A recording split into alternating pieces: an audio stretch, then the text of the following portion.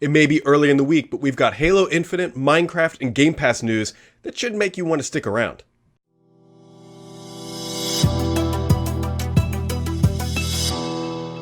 What's up, everybody? Brad here, back again, and it's early in the week, and we've got, a lot to talk about. Surprisingly, I usually wait till a little bit later in the week, but over the weekend and the past couple days, a lot has come out. We've had things on the Minecraft side, we have things on the Halo side, we're hearing relatively decent stuff about Game Pass as well. So let's just kind of dive right in, shall we? So the first thing up is on the Minecraft side. Now, if you jumped back into a time machine to E3 2017, Microsoft and Minecraft developers announced a super duper pack. And what this thing was supposed to do was basically overhaul the visual fidelity of Minecraft. It was going to introduce new volumetric lighting and other elements. And we've been waiting and waiting and waiting and waiting for this to come out. And now officially Microsoft is scrapping the project. Minecraft is coming out and saying, hey, Super Duper Pack is not coming. They announced that today on August 12th and said it's technically too demanding to implement as they had originally planned, which is really awkward, which we'll get to here in a minute.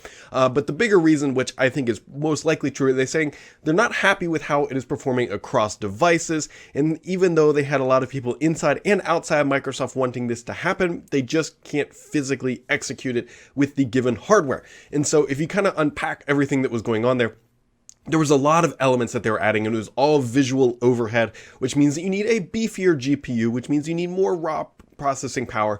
And it's a little awkward because when they announced the Super Duper Pack, they were saying, hey, this is going to be kind of like one of the premier things for Scorpio, which is eventually became the Xbox One X, and it really just never arrived. My gut tells me here is that Microsoft got this thing up and running and it would run well on a PC in the Xbox One X, but it more than likely struggled on the S, and more than almost absolutely positive on the original Xbox One, it was probably struggling even more. And so what they came down to was they had a decision point. They could say, hey, we can launch this thing eventually or whenever, and it would only run on the Xbox One X and PCs. And that would be really, really awkward. Can you imagine if Microsoft came out and said, hey, we're going to divide the Minecraft audience, and if you're on the old Xboxes, good luck, you can't do the Super Duper Pack. And if you're on that fancy Scorpio or a PC with a high enough GPU, you can go ahead and do it. And it really would have divided the community, and I think that is a risk that Microsoft is not willing to take.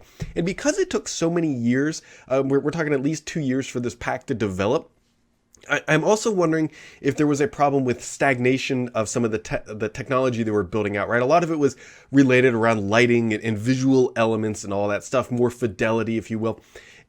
And then we have this thing that came along called ray tracing. Now, ray tracing was obviously a thing when they started developing it, but it wasn't really a thing available yet, if you will.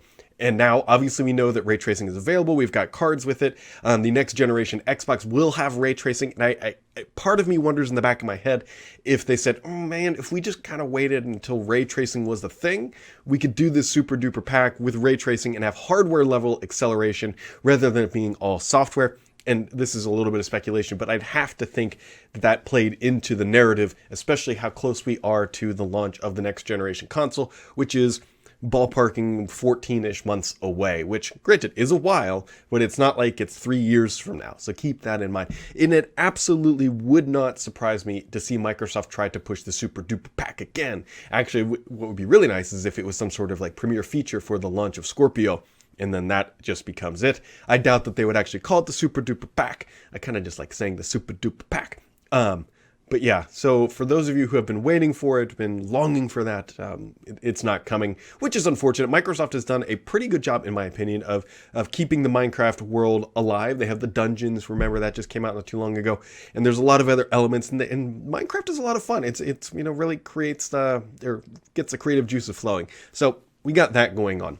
On the other side of the coin, we have Halo Infinite. Matt Booty was recently doing an interview, and he talked a lot about the gameplay and things that are going on. Now, he didn't give any specifics, if you will, but he started to talk about the Slip Space engine, which I personally am very intrigued about, wondering how far Microsoft is going to be able to push it and what the first iteration of it. Remember, the first time an engine comes out, the first game that's built on it can sometimes be a little rough, but I'll be very curious to see how well they can badge all this together. But in the interview, he goes on to say, I won't go so far as to say it's a sandbox, because when you bring up sandbox, people sort of overload that term, but what the team is doing is building a bigger bigger universe, a bigger set of gameplay scenarios, and just more things to explore, which is awesome. And I think all of us can kind of get behind the idea that a bigger Halo universe and more places to go roam, explore, and do all that good stuff, and maybe find some loot caves, is always a lot of fun. And he says just the things that they're working on are really cool.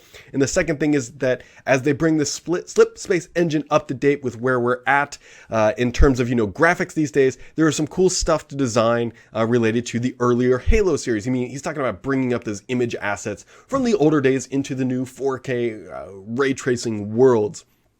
And says, it says that once Halo Infinite feels more modern and cleaner, but I also think that there are stronger echoes back to the roots of Halo, and it's really cool to see this stuff. So what he's talking about here is that under the new slip space engine, we're getting a lot of new graphics, fancy stuff, but they're also bringing back some of that old nostalgia feelings of the Halo world, which anybody who bought an original Xbox, no joke, my first Xbox I bought at Blockbuster along with Halo, and that is, to me, bringing back those nostalgia feelings and that kind of art style and that gameplay mentality would be fantastic. And he says to boil it all down, I would say that Halo Infinite is visually impressive and more expansive when referring to previous titles. So that is fantastic news if you're a Halo fan. We haven't heard a lot. We've seen the cinematic trailers and we've seen all that stuff, but we haven't seen a lot of true, authentic gameplay, if you will, like the multiplayer and how the game is going to play out. I've heard previously that it was going to have more MMO style elements, and some of what he's talking about here does kind of align to that if you think about it from an exploring type nature of a game. And we will have to see what is coming down the pipeline with Halo Infinite, but it's just nice to hear updates every once in a while. I'd love it if the team building the slip space engine would ever do like a technology demo of what the engine is actually capable of. Now, granted, some of the challenges behind that are the engine probably isn't fully done yet, right? If it was fully done, then we'd probably see a lot more. And they've got some time, right? But they're building the game in tandem with the engine, which is a tricky challenge. Don't get me wrong, but I would love to see can you guys just leak out a little technical demo? That would be absolutely fantastic. And then lastly, wrapping up the back of the book, Game Pass is showing off some positive signs for independent game developers. Now, if you're not quite familiar with how this all works, right, a game can go into Game Pass and it can also come out of Game Pass, right? It's a lot like Netflix where it's basically rented. And so the Descenders, which is a game which has been featured in Xbox Game Pass, has shown a 4x improvement in sales when they were coming in and out of Game Pass. That's kind of incredible, actually. And they were talking about how positive, honestly, their experience with Game Pass has been. He said it sounded like bull beep, right? Weirdly, it's true. It surprised me. Being on Xbox Game Pass means that you basically have a constant feature on Xbox. Your game is on the dashboard all the time. People are seeing our game every day. And because of that, during the launch month of our Xbox sales, we didn't do any discounts or anything around it. Our sales quadrupled. And now that things have settled down, we're roughly at 3 times as many sales as we had been previously.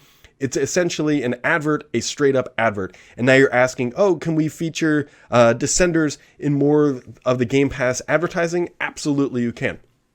So that kind of speaks for itself. The companies putting their games into Game Pass are basically getting a bump in sales. The interesting thing about Game Pass, and it kind of going back to me buying my Xbox at Blockbuster. Remember, you used to be able to go to Blockbuster or your family game store or whatever with $5 in your hand, and you could go get a game and play it for a week, and then you'd have to take it back, right? And then you could never play it again, or you'd have to go buy it. That is effectively Game Pass, right? Except you're paying anywhere between $10 to $15 a month, and you're renting all these games, and you play them, and then when you're done, you just return them and then never play them again. That is effectively the model that Microsoft has built, and it's good to see that companies are actually getting value out of Game Pass, because that means they're more likely to include their games knowing they're going to get sales, hopefully after it rolls out of the platform, or they might just keep it in there forever. Who knows? But it obviously shows that, hey, putting your game into Game Pass does have tremendous value for developers, and that should be a good thing to anybody subscribing to the service.